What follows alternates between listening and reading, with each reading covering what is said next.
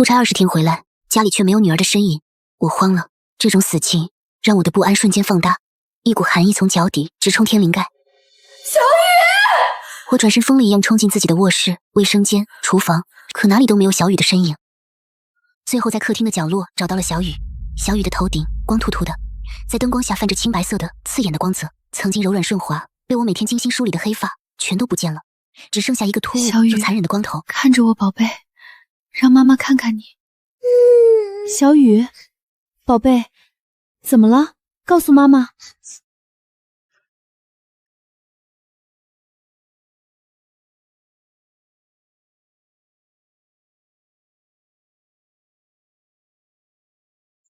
谁干的？是刘老师，他说我头发太长，上课老摆弄头发影响学习。他说不剪掉就不让我上课。他剪的？他带我去办公室用推子，就是理发店那种，嗡嗡响，我害怕，好多老师都在，没人说话。不要不要！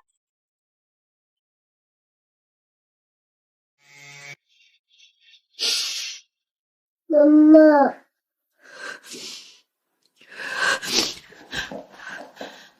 没事了，小雨，没事了。妈妈回来了，妈妈在这儿。妈妈，我丑，同学们会笑我。你不丑，我的小雨怎么样都好看，头发没了还会长出来，但我的小雨是世界上最漂亮、最勇敢的宝贝。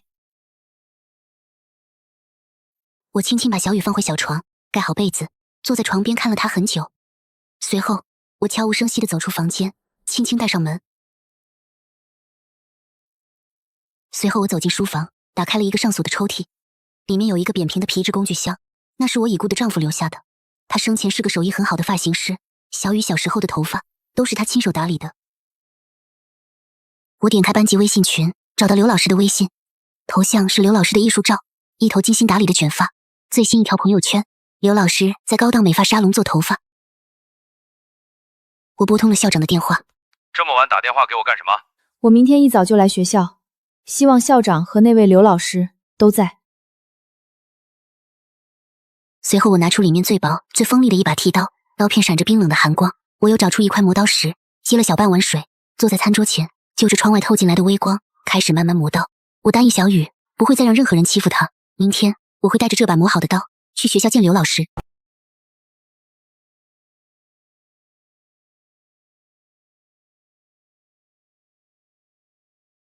妈妈保证，从今天起，谁也不能再让你受这种委屈。我缓缓起身，生怕吵醒熟睡的女儿，转身走进厨房，给女儿做早饭。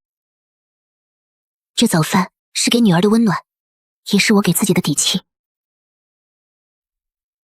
宝贝，该起床了，今天要去学校。妈妈，我不想去学校。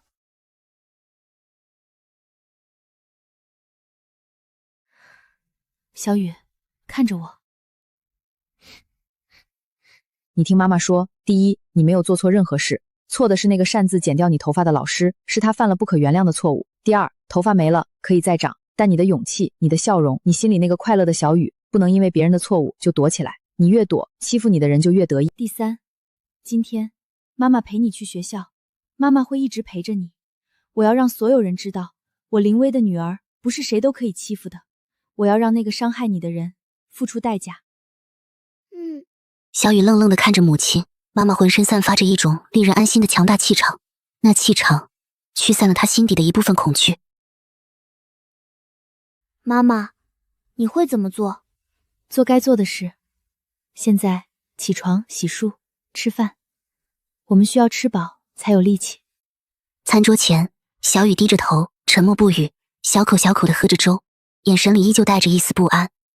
吃掉，我们需要蛋白质。吃完饭，小雨伸手想把帽子戴上。别戴帽子。可是……不用。抬起头，看着我。我的小雨很漂亮，不需要躲藏。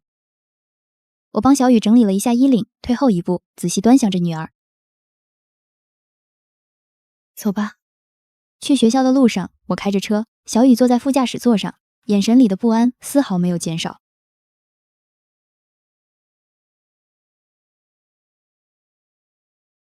到了学校，这热闹却让小雨的身体瞬间绷紧，她下意识地缩了缩脖子，手又一次摸向了头顶。别低头，看着前面，走进去。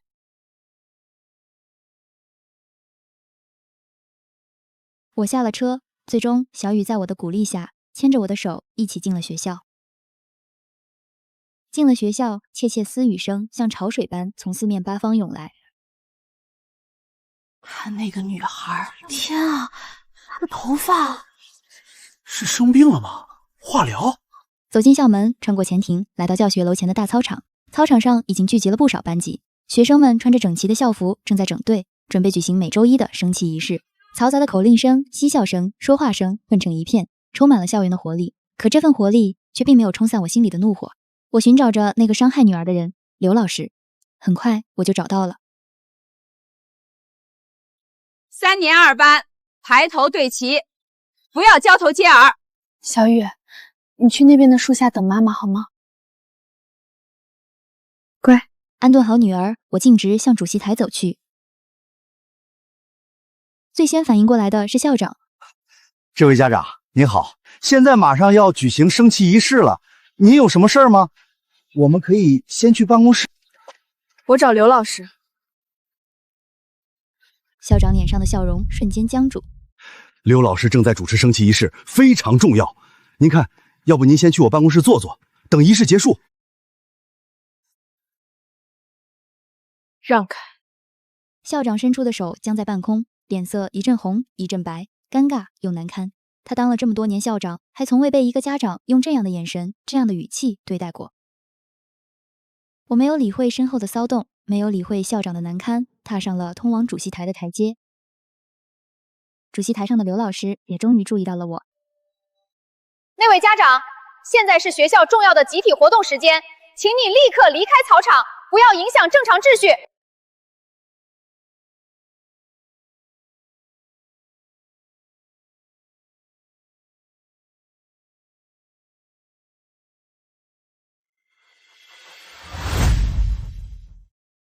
你想干什么？这里不是你胡闹的场合。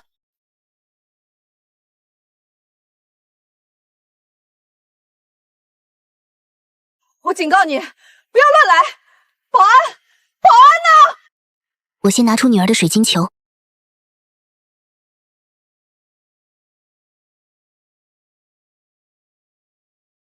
随后我又把手伸向包里，这声音小雨听过，那是她一生都无法忘记的恐惧。刘老师听过，那是他施加伤害时冷漠的伴奏。你这是犯法的，疯子！他终于明白这个女家长要做什么了，她要以其人之道还治其人之身。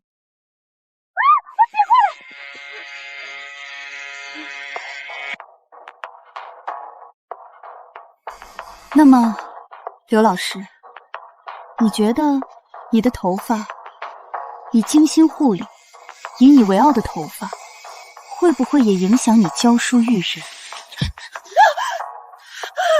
开我！你这个疯女人！保安，救命啊！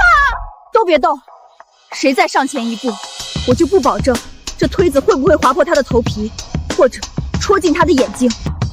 现在，刘老师，我来帮你专注教学。魔鬼！你是魔鬼！放开我！救命！校长，救命！对，我是魔鬼，但这个魔鬼是你亲手放出来的。当你把推子对准我8岁女儿的头时，你就该想到今天。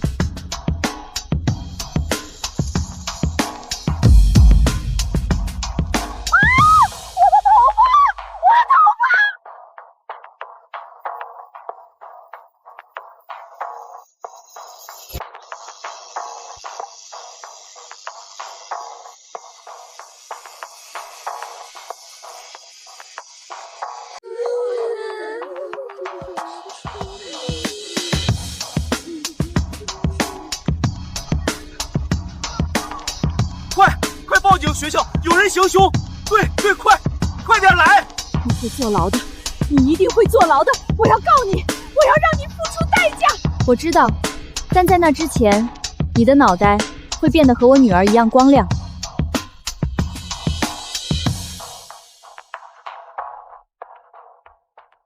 电动的，推不干净，还有发茬，我女儿头上一根头发茬都没有。我用空着的手指轻轻抹了一下刘老师额头上吓出的冷汗，然后将那点湿意缓缓涂抹在他头顶一片还残留着短短发茬的头皮上。冰凉的锋利的剃刀刀锋稳稳贴上了那处湿润的皮肤，清晰地传遍整个操场。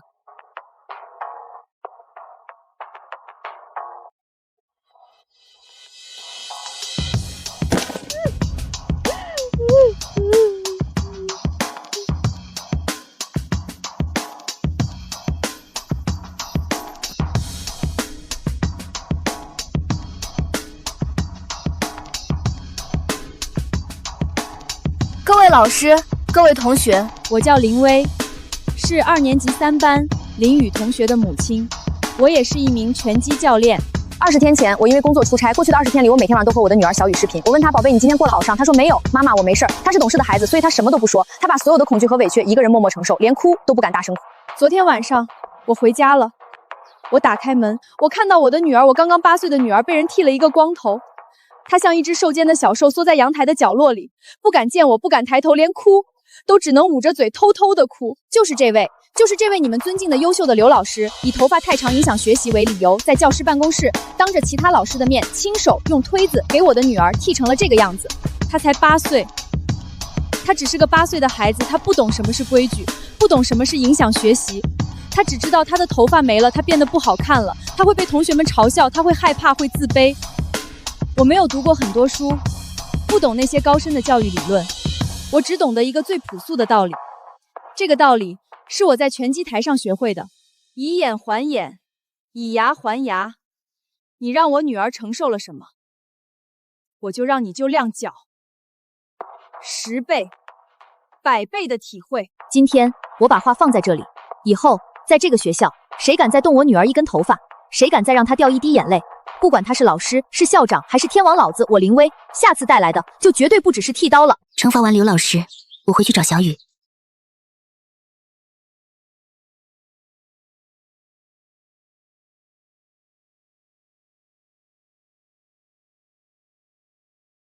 妈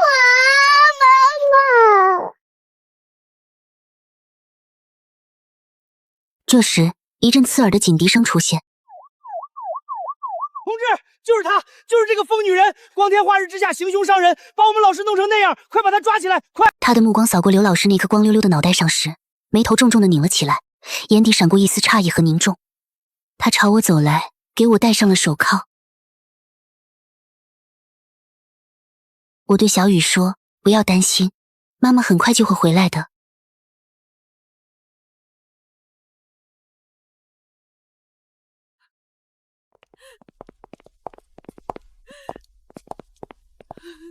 林薇，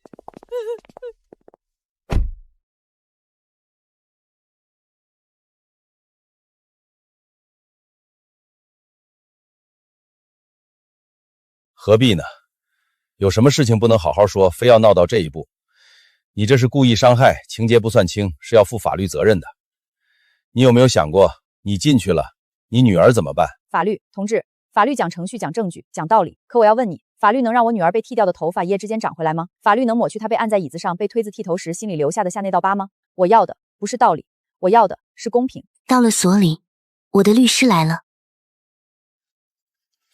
林女士，情况不太乐观。对方是老师，而你是在学校内当着全校师生的面实施的伤害行为，事实清楚，证据确凿，监控、目击证人都有，无从辩驳。最关键的是社会影响这一块对我们非常不利。学校和刘老师本人态度强硬，明确要求从严处理。按照这个情况，很可能涉及刑事责任。我动手的时候就想到了这些。不过，事情在上午发生了意想不到的转折。你婆婆，抱歉，是你已故丈夫的母亲小雨的奶奶，还有你几位朋友在外面做了一些工作。什么意思啊？你的事情被现场的学生或者家长拍了视频片段，上传到了网上。现在相关话题已经上了同城热搜，正在向更大范围扩散。你看，评论区已经炸了，舆论并不是一边倒，有谴责你暴力、说你冲动的，但更多的是为你说话，痛斥刘老师行为的声音，而且言辞很激烈。这还不是关键，关键在这里。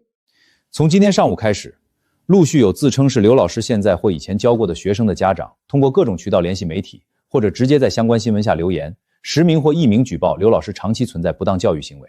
现在压力已经不完全在我们这边了，部门已经介入调查，刘老师已经被学校停职，接受进一步审查。这件事儿已经从一个简单的故意伤害案演变成了涉及师德师风、校园管理漏洞的公共事件。我没有回答律师的问题。林女士，从纯粹的法律角度来看，你毫无疑问是错的。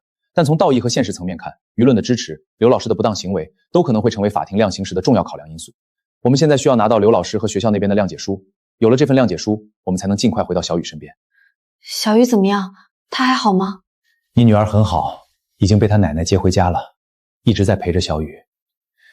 你女儿很坚强，一路上没怎么哭闹，只是一直问妈妈什么时候能回家。律师交代完就先回去了。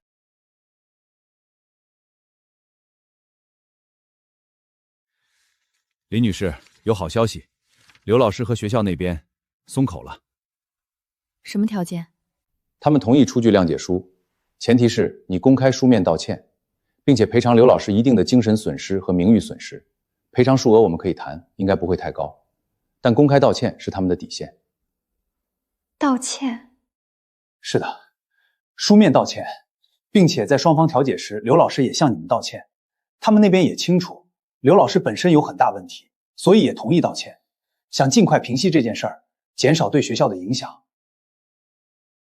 我可以接受他向我和我女儿道歉，至于我向他道歉，不可能。林女士，你冷静一点，这是获取谅解书、争取最轻处罚的关键。只要你道歉，我们就能争取缓刑，你就能尽快回到小雨身边。如果你不道歉，以目前的情况，你很可能会被判实刑，到时候小雨怎么办？周律师，我为我所做的事愿意承担一切法律后果，坐牢、罚款我都认，但我不会为保护我的女儿向一个伤害她的人道歉，绝不。我明白了，我会尽力去谈，至少要让他当面向你女儿道歉。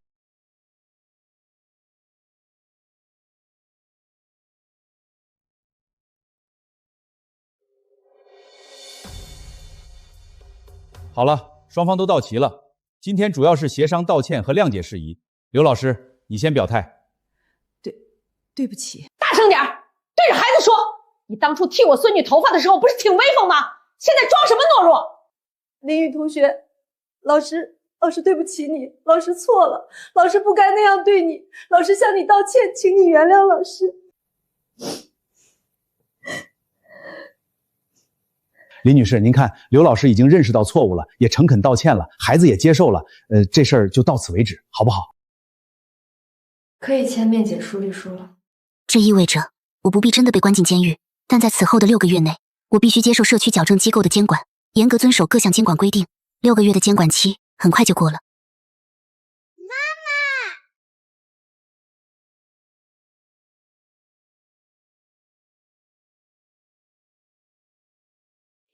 乖，妈妈回来了。妈，我给你讲个故事吧。妈妈，怎么了，宝贝？你的头发是不是又该剪了？是啊，明天就去剪短点儿，这样教课也方便。妈妈，你别剪了。为什么呀？让头发留长一点吧。我也在留长，我们比赛看谁的头发长得快，好不好？好，我们比赛。妈妈，你是世界上最勇敢的妈妈，我最爱你了。